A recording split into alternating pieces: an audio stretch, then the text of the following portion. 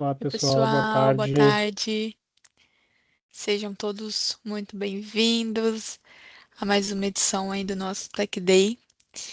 Bom, é um prazer estar com vocês aqui mais um dia, né, para a gente poder discutir esse tema aqui, que é cada vez mais estratégico, né, para as empresas, que é justamente aí a segurança em ambientes de nuvem. Então, pessoal, a gente sabe que nos últimos anos, né, é muito comum, é muito maior a adoção de serviços em cloud, né? Teve um crescimento de forma muito acelerada, né? E com isso trouxe inúmeros benefícios em toda a parte de agilidade, escalabilidade, né? E inovação. Porém, junto com essas vantagens, né, a gente sabe que também surgem novos desafios. E muitas das vezes eles estão relacionados ali à visibilidade, à governança, né, à parte de proteção de ambientes.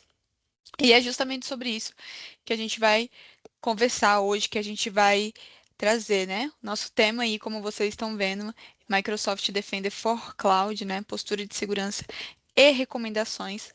Então a gente vai abordar um pouco ali essa realidade que é preocupante, né? Que é justamente onde muitas das organizações elas possuem vulnerabilidades e configurações incorretas na nuvem, né? Sem sequer terem conhecimento disso. Então, há uma configuração ali da parte de segurança da nuvem, né? Bom, então a gente vai mostrar um pouco aqui sobre como identificar riscos, né? Fortalecer a postura de segurança e, obviamente, ali como utilizar os recursos do Microsoft Defender for Cloud para transformar aí essas recomendações em ações práticas de proteção, né?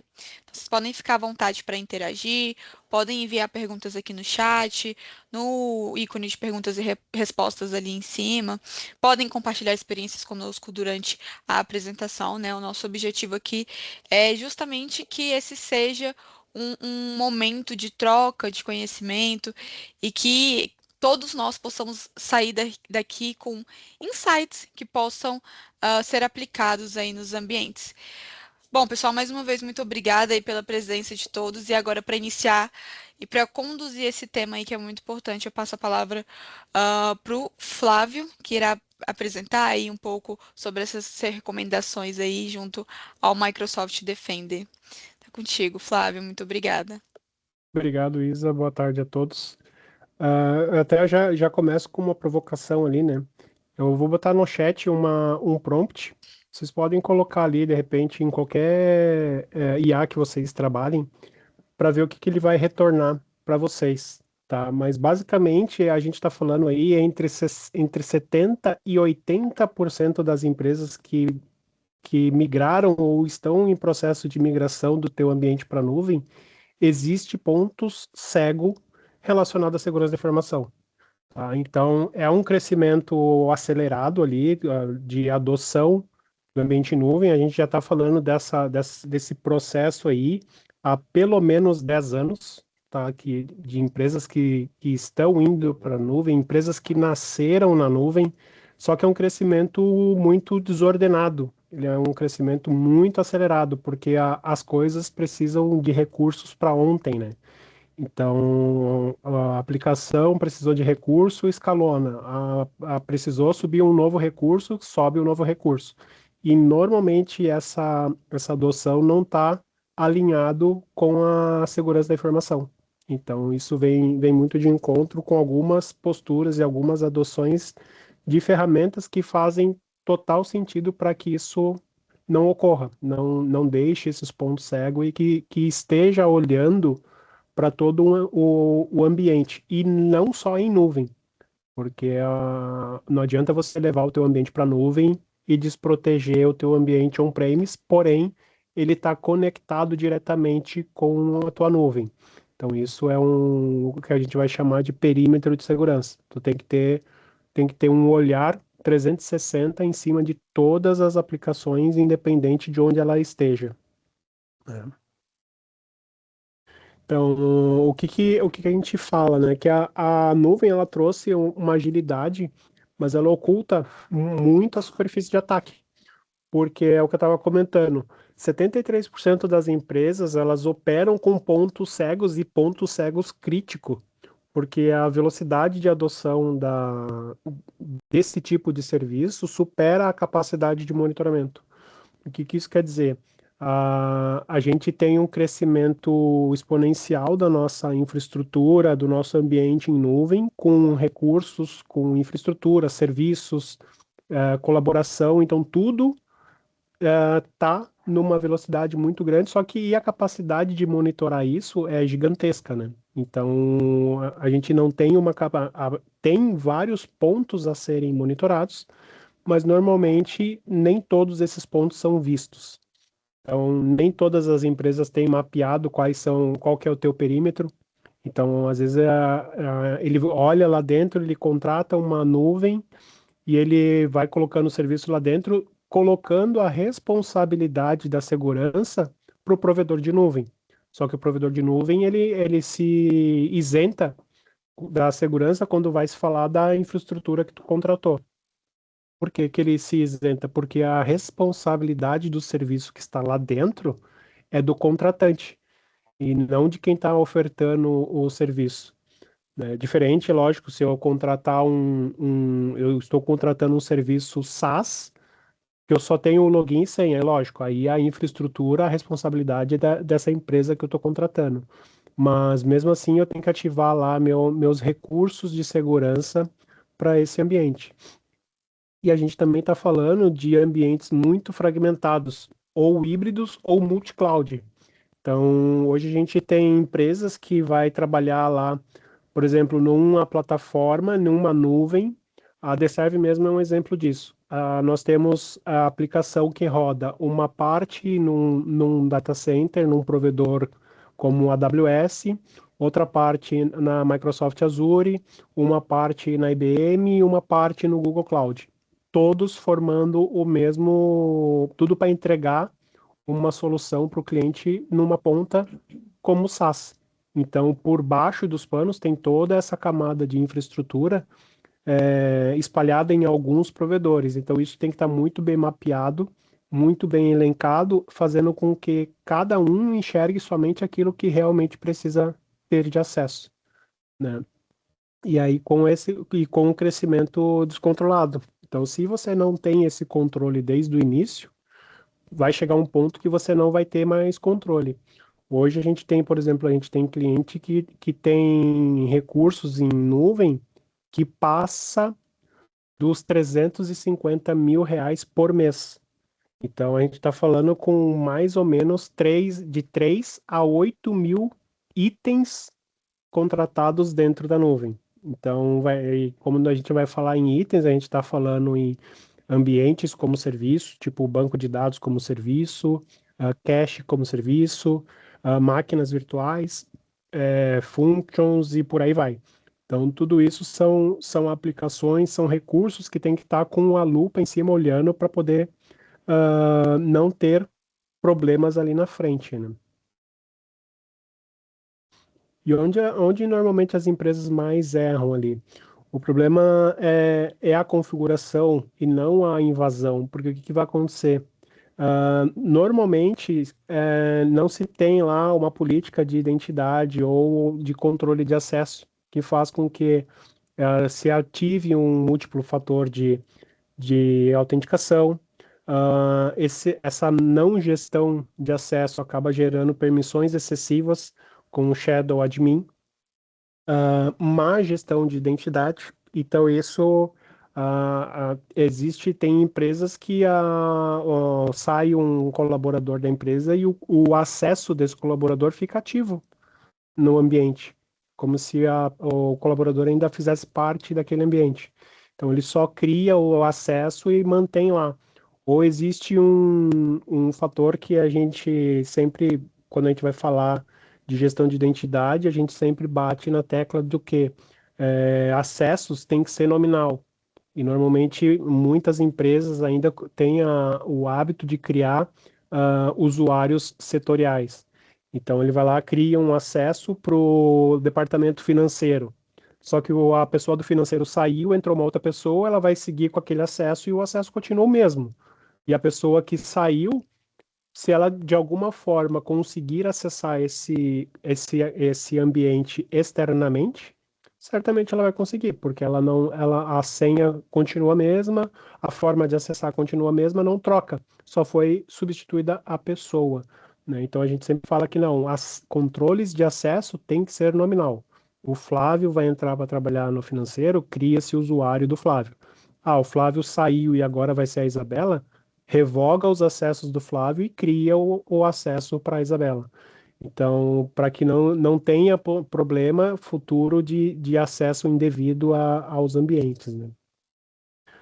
Redes e dados. Existe ainda muitos ambientes com portas abertas para a internet. Então, se a gente pegar aí alguma plataforma que faz scan de porta, tu vai ver que e bater lá um IP ou um provedor ou uma solução específica, tu vai ver que tem portas ali que não deveriam estar abertas. Então, existe muito ainda a questão do tipo, não, eu tenho que estar aberto para a internet porque o meu prestador de serviço exige que esteja aberto, está em contrato. Cara, mas isso é uma falha de segurança gigante.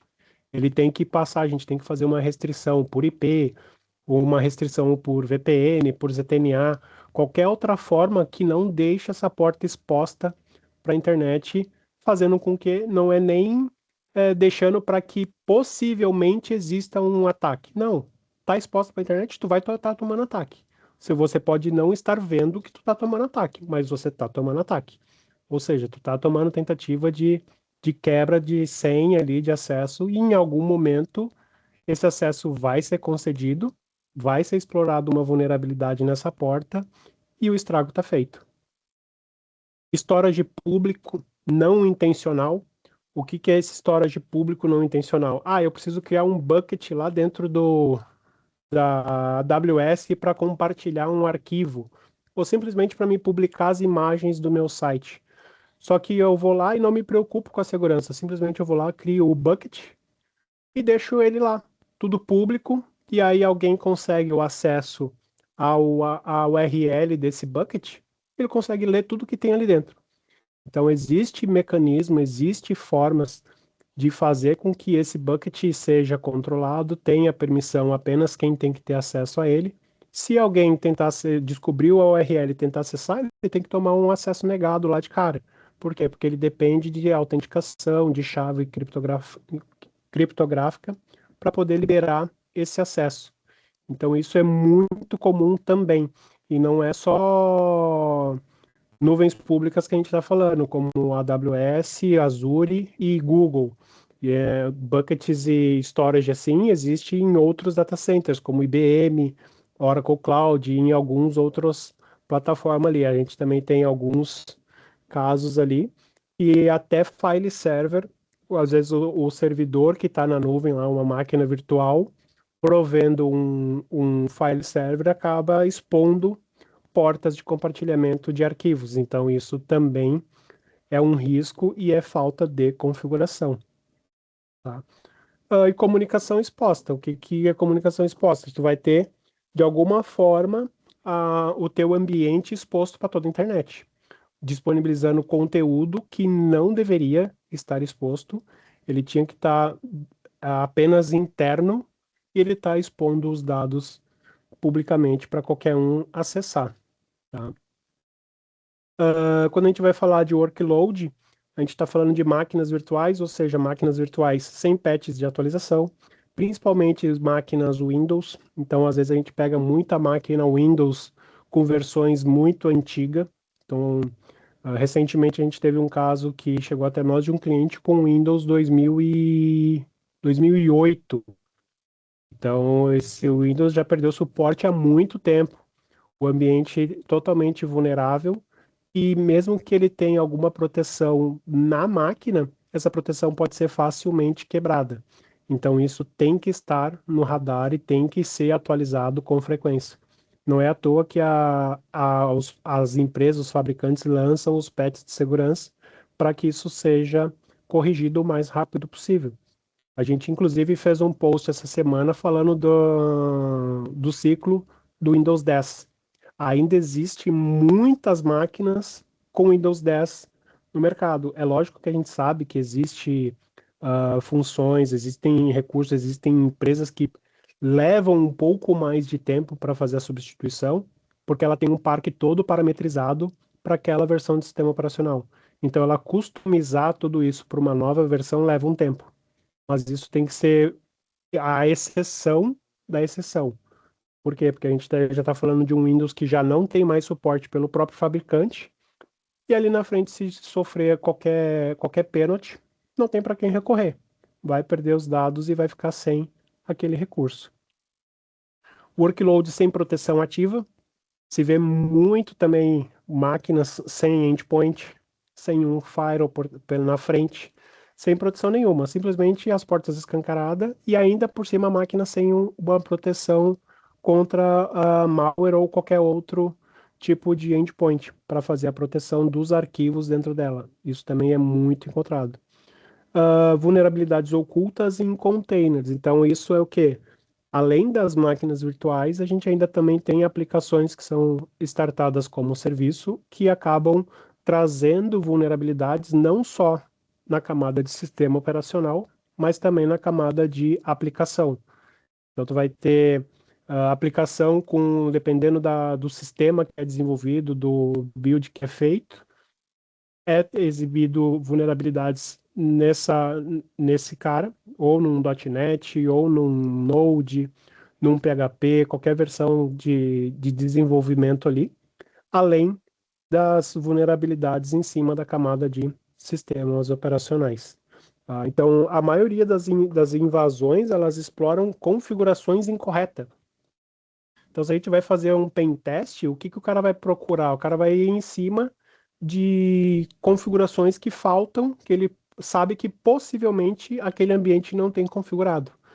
Então, isso, o que poderia ser evitado com visibilidade centralizada, ou seja, se eu tenho uma plataforma onde eu consigo visualizar todas as configurações que eu tenho, isso torna mais fácil, porque eu centralizo tudo, eu tenho visão de todo o parque que eu tenho, de tudo que eu tenho, e eu consigo mitigar, e inclusive, se eu tenho uma visão ativa de tentativas de acesso, tentativas indevidas, alertas sobre essas possibilidades de ataque, fica muito mais fácil de gerenciar o ambiente. E sempre partindo do pressuposto que primeiro a gente deixa tudo bloqueado e vai liberando conforme a necessidade, né? E o centro de comando unificado para segurança e postura contínua, ou seja, o Microsoft Defender for Cloud, ele atua como uma lente única, tá? Então, o que ele vai fazer? Ele é um CSPM e, ao mesmo tempo, um CWPP, que ele vai fazer toda a proteção, inclusive multi-cloud, tá? O, o Microsoft Defender, é uma das poucas ferramentas que integra com outras nuvens, tá? Então, eu tenho um ambiente totalmente pulverizado. Eu tenho um ambiente no Azure, eu tenho um ambiente no AWS, eu tenho um ambiente no Google, eu tenho um ambiente dentro do meu data center on-premise. Eu consigo, com o Microsoft Defender, olhar para todos esses recursos que eu tenho. Ou seja, ele vai atender todo o meu perímetro de nuvem olhando para todas as ferramentas e todos os recursos que eu tenho espalhado por essas nuvens, tá? Quando a gente vai falar em transformação, o caos é um indicativo de negócio. Então, ele dentro dele, a gente vai ter o que a gente chama de score de segurança. Então, ele tem. A gente não está falando que é fácil configurar, tá? Porque se a gente for pegar lá quem já tem o ambiente Office 365 e for na parte de security ali, a gente está falando de mais ou menos, chutando por baixo ali, a gente vai ter próximo de 9.000 tipos de regras que podem ser criados dentro do Microsoft Defender. Isso para um tipo de recurso, tá? Quando a gente vai falar de proteção a nível de Office 365. Então, se a gente começa a escalonar isso para a nuvem, ele vai aumentando os números de controle que você pode aplicar e esse número eu já vi passar de 11, de 12 mil tipos de controle que você pode ativar para monitorar o teu ambiente, tá? Então a gente está falando de dimensões ali, ou seja, a nuvem legada. Então, quando a gente pega uma nuvem legada, a gente vai ter, quando a gente fala de visibilidade, a gente vai ter silos espalhados em relatórios manuais, então a gente consegue gerar esses relatórios. Na nuvem com o Security Score, a gente vai ter tudo centralizado e contínuo em tempo real. Então, ele vai estar olhando o tempo todo para aquela plataforma e nos trazendo indicadores e recomendações em tempo real. A ação na nuvem legada ela é reativa, ou seja, eu vou estar sempre apagando incêndio. E quando a gente usa o Secure Score, ela é mais proativa, porque ela tem ações guiadas e priorizadas por risco. Então, ele já traz, de acordo com a política que a gente tem configurada, ela já traz um alerta de vulnerabilidade que ele detectou, já traz o risco e já te prioriza qual que é a ação que você tem que fazer e e por onde que você tem que começar. Então ele já vai te dando os indicativos e ao mesmo tempo já vai te dando um plano de ação de como executar essa configuração, tá? E quando a gente vai falar de medição, na nuvem legada, o risco real é desconhecido, ou seja, eu não sei o que pode acontecer. A gente vai no básico lá. Ah, eu sei que eu tenho que ter as portas fechadas, eu sei que eu tenho que ter a atualização de patch, eu sei que eu tenho que ter isso, eu sei que tenho que ter aquilo. Quando a gente vai usar o ranking do Security Score, a gente tem um risco quantitativo e a evolução contínua. Então, ele vai estar sempre olhando para o ambiente e trazendo, inclusive, tendências de coisas que pode estar acontecendo não só na camada de nuvem, mas também na parte de colaboração. Então, percebe que a gente vai estar olhando 360. Então, ele vai estar pegando desde da minha conta de e-mail de um usuário lá que não está com MFA ativo, até a porta da aplicação do meu servidor que está lá na AWS e tá com, eu tenho o serviço de RDS que está com a porta aberta para a internet. Ele vai pegar esse cara e vai trazer num grau de risco ali o que eu tenho que fazer. Se eu tenho que me preocupar com o usuário que não tem o MFA ou se eu tenho que me preocupar com a porta que está aberta lá no RDS na AWS. Então ele vai trazer isso num grau de prioridade para que a gente possa tratar e mitigar esse risco. Tá? O Security Score, ele traduz a complexidade técnica em um indicador visual, que normalmente a diretoria consegue entender e acompanhar. Então, ele é simples de olhar, ele gera relatório simplificado, relatórios executivos, para que a gente possa ter uma entrega e visibilidade desse recurso mais facilmente, né? Ele traz também, o que eu estava falando das recomendações, né? Então ele traz recomendações inteligentes com correções guiadas. Então ele foi lá e pegou, identificou que tem uma porta lá no meu RDS que está aberta, tá? Então ele já vai trazer, quando eu abrir aquela ação que ele identificou, ele já vai estar priorizado com base no risco. Quando eu falar que eu quero corrigir, ele já vai me levar para o que eu tenho que fazer. Ele já vai me trazer a recomendação. Ah, fecha essa porta para a internet, o ideal é que ela não esteja aberta. Ah, mas eu não posso fechar para a internet. Ah, identifique os IPs, as aplicações que têm que ser liberados os acessos e permita que esses caras façam acesso, fazendo com que o restante do mundo fique sem visibilidade dessa porta. Então ele vai te dando passo a passo até você concluir, ele fala, bom, agora está ok. E lá no tua dashboard, aquele risco, ele já vai te dar como corrigido. Então isso ele te dá para todas as análises, todos os itens que ele identificar com problema, tá? E além da postura de proteção, ele também tem a proteção ativa contra ameaças em tempo real. Tá? Então, o que que ele vai fazer? Ah, eu estou com tentativa de invasão lá, de acesso no ambiente. Eu peguei que o usuário da ISA estão tentando acessar esse usuário 3 horas da manhã lá dos Estados Unidos. Então, ele já vai detectar isso daí e vai tomar algum tipo de ação. Então, ele vai bloquear, ele pode bloquear o usuário dela, pode ver o que está acontecendo e tratar essa ameaça ali parando o movimento lateral. Então, ele está tentando acessar, então o que que ela tem permissão de acesso? Ela tem permissão para acessar X, Y, Z. Então ele já isola o usuário dela para que se porventura consegue o acesso, ele já não tem como executar nada.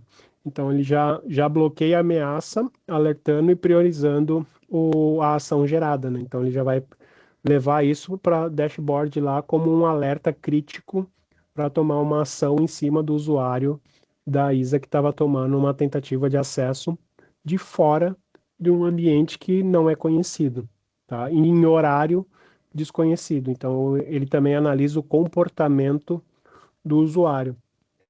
E essa proteção, ela é bem abrangente.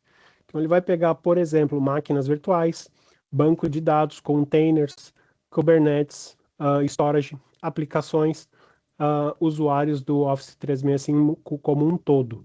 Tá? Então tudo que tem ali, ele vai tá olhando e vai estar protegendo.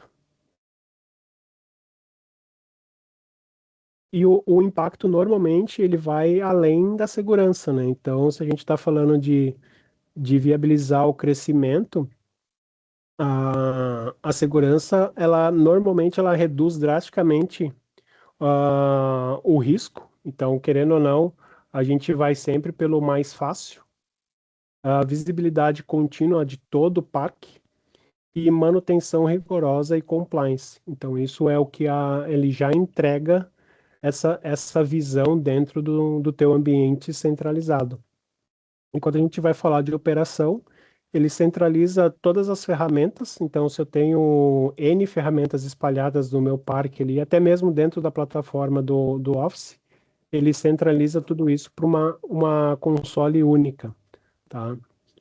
Automações de resposta. Então, a gente consegue automatizar respostas ali a partir do que está acontecendo no ambiente.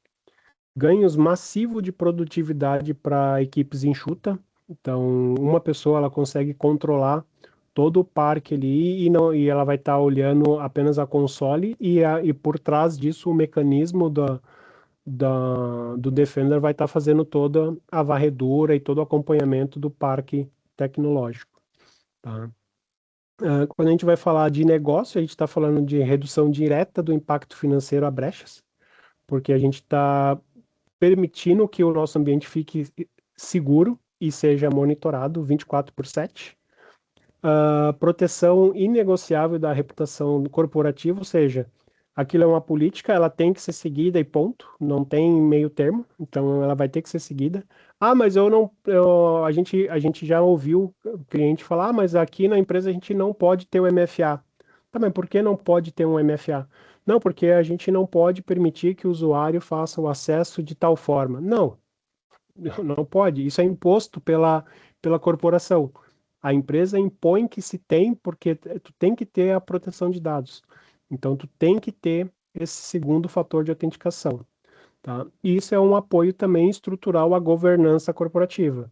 Então, o time de governança criou e colocou que aquela política tem que ser imposta, ela vai ser imposta e não tem meio termo. Então, isso acaba gerando também o compliance com as normas da governança da empresa, tá? Como ele fala aqui, o objetivo não é apenas bloquear os ataques, mas garantir que a operação possa crescer e inovar sem medo. Então, imagina se qual que seria o prejuízo de ter um ambiente comprometido. Então, a gente até há 2 semanas atrás a gente estava falando do backup em cima do Office 365, que hoje não só o Office 365, mas se a gente for falar de workspace, normalmente 90% das empresas, se a gente chegar e perguntar de quem que é a responsabilidade sobre os dados que estão no Office 365 ou no workspace do Google, não, eu subi meu ambiente para a nuvem, a responsabilidade é do data center.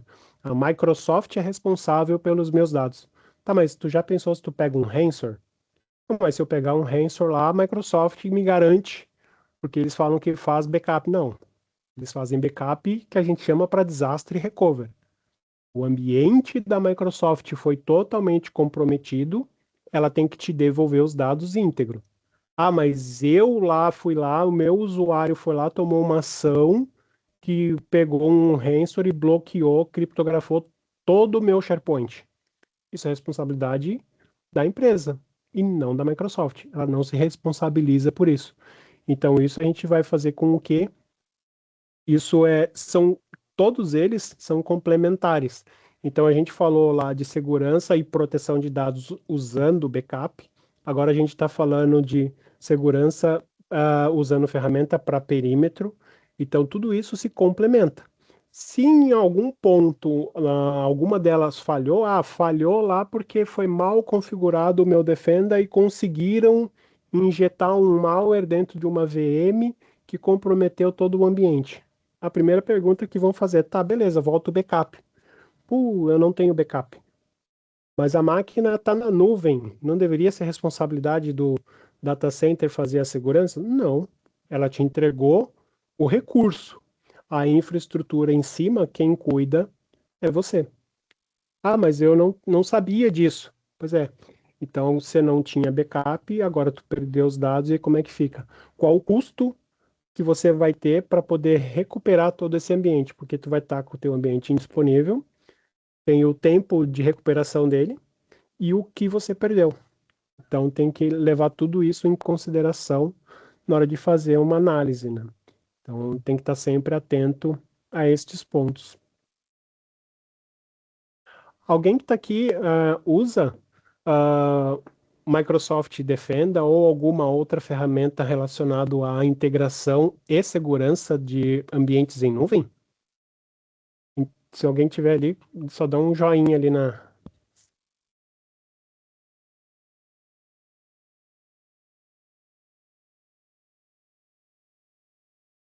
Ah, Gabriel tem. Tu tem ambiente 365 ou tem ambiente 100% em nuvem?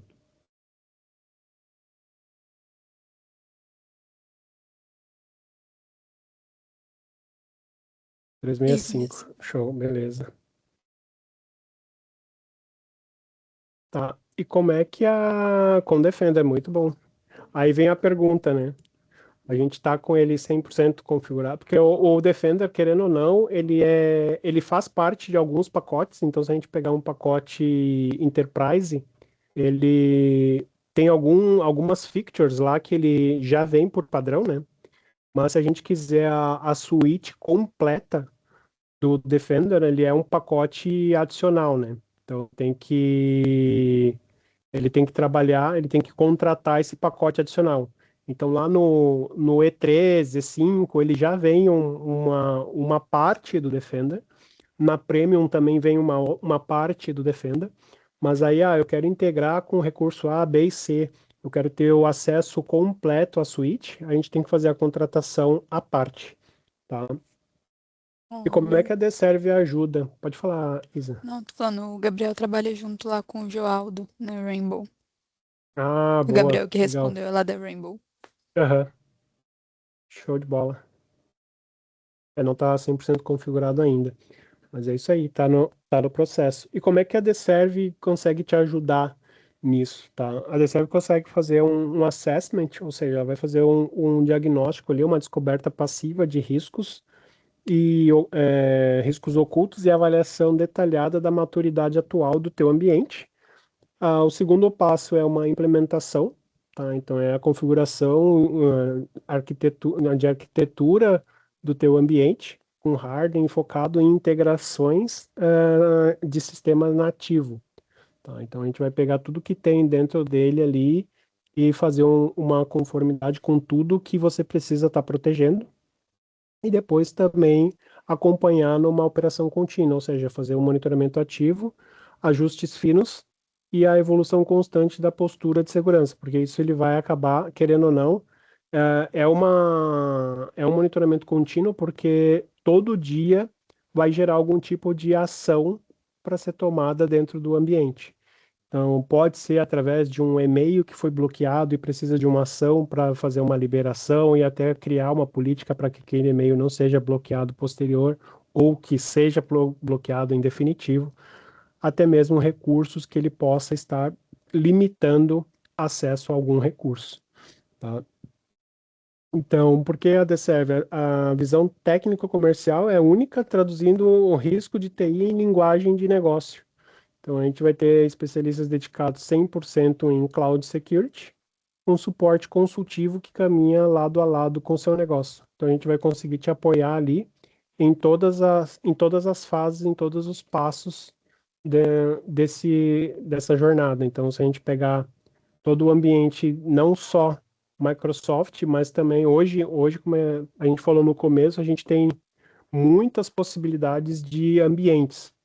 Então, se a gente pega empresas que têm uma, duas, três, quatro filiais, ou às vezes até mais, querendo ou não, ele acaba tendo um ambiente on-premise, quando não é uma empresa que já nasceu na nuvem. E mesmo empresas que já nasceram em nuvem, a gente também tem que olhar para o ambiente on-premise. Porque no on-premise eu só tenho um escritório, no meu escritório só tem um firewall.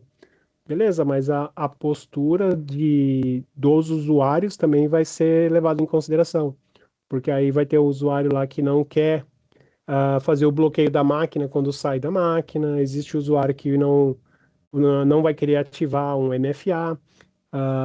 Tem o risco desse equipamento que é levado de um lado para o outro, que ele trabalha remoto, trabalha de casa e eventualmente ele vai para o escritório. Então tem o trânsito entre o home office e o escritório. E quando a gente vai falar disso, por exemplo, a gente normalmente vai falar sobre criptografia de disco. Então, esse é um ponto que, por exemplo, o Defender já não possui. Então, ele vai fazer, é lógico, a criptografia de alguns pontos ali, mas no que diz respeito à nuvem da Microsoft. Ele vai conseguir fazer o que a gente chama de criptografia em trânsito, em repouso, e vai manter ali. Mas o meu dispositivo que está lá com o meu usuário na ponta, que viaja de um lado para o outro uma vez por semana para ir para o escritório, ele está protegido. Eu tenho um endpoint lá nessa máquina. Normalmente a gente recomenda que ele tenha lá um Sophos endpoint com um device encrypt ativo. Para quê? Para que eu mapeie esse dispositivo, eu gere os alertas e a análise desse dispositivo e ao mesmo tempo eu tenho a proteção, que se esse dispositivo for roubado, por exemplo, levar o equipamento, acionei lá a minha área de TI. Roubaram o meu equipamento. Às vezes, dependendo da situação, o equipamento vai ser o último a ser lembrado. Então, a gente já teve casos de clientes que tiveram o carro roubado, furtado, e o último caso que a pessoa chegou para falar foi do equipamento que estava dentro. Então, fez boletim de ocorrência do veículo, dos documentos, reportou que o equipamento de trabalho estava dentro do carro, mas só foi avisar a empresa que o notebook lá tinha sido levado coisa de 3, 4 horas para frente. Então, aí vem aquele caso, né? Bom, mas a minha máquina tinha lá autenticação e múltiplo fator de autenticação. Tá, beleza, tudo bem. Até aí, ok. Mas o disco tinha criptografia? Não, não tinha. Putz, então, além do incidente do furto do equipamento, tu vai ter um novo incidente que o possível vazamento de dados. Porque mesmo que você tenha essas proteções na máquina eu tenho um endpoint, eu tenho autenticação, eu tenho múltiplo fator de autenticação, não tem problema. Mas o cara foi lá e conseguiu abrir, extrair o HD de dentro da máquina e plugou em outro equipamento, aí tu já tem um possível vazamento de dados. Então isso tem que estar sempre atento também. Então por isso que hoje em dia é extremamente importante com o fluxo que a gente tem hoje de home office, é extremamente importante que a gente tenha um device encrypt na máquina para que a gente tenha os dados do disco 100% criptografados. Então, eu tenho os dados criptografados, beleza.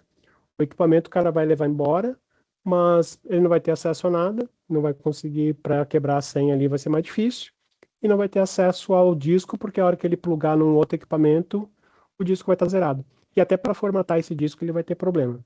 Então, Tá tranquilo, você só tem um incidente da subtração do equipamento. E vai para o próximo, tá? Alguém tem alguma dúvida, alguma pergunta, algum ponto ali que quer trazer?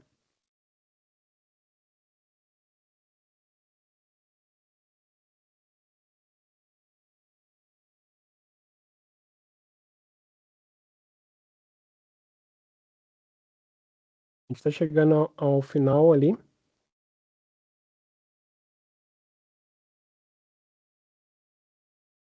Como não sei se todos já me conhecem, mas eu sou o Flávio Silva, sou CTO e fundador da Deserve, tá? Se alguém tiver alguma dúvida, alguma pergunta, alguma questão, quiser, ou até mesmo um case que queira trazer de alguma coisa ali, pode falar. Não foi, Isa? Não, não. Se alguém quiser compartilhar algo, né? Pode ficar à vontade. Acho que não veio pergunta nenhuma, Flávio. Maravilha. Pessoal, acho Bom, que por hoje é isso, Isa. é Quer trazer isso. alguma informação?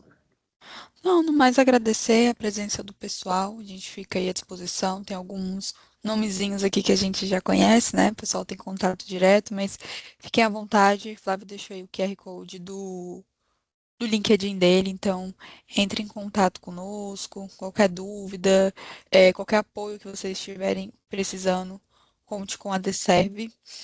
E é isso. Daqui 15 dias a gente vem para mais um Tech Day aí com falar um pouco sobre Sophos.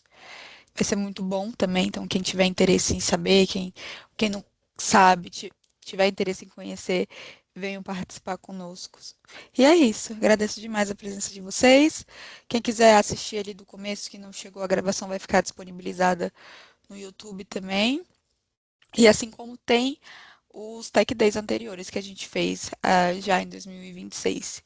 Então, deem uma navegada lá e assistam também. É isso, Pois é, só Flávio. uma pergunta. O nosso próximo Tech Day, a gente vai ter participação de alguém da Sofos? Vai ter participação do time técnico da Sofos, Show com de bola. demonstrações aqui ao vivo dentro da própria plataforma ali do Sofos Central. Maravilha.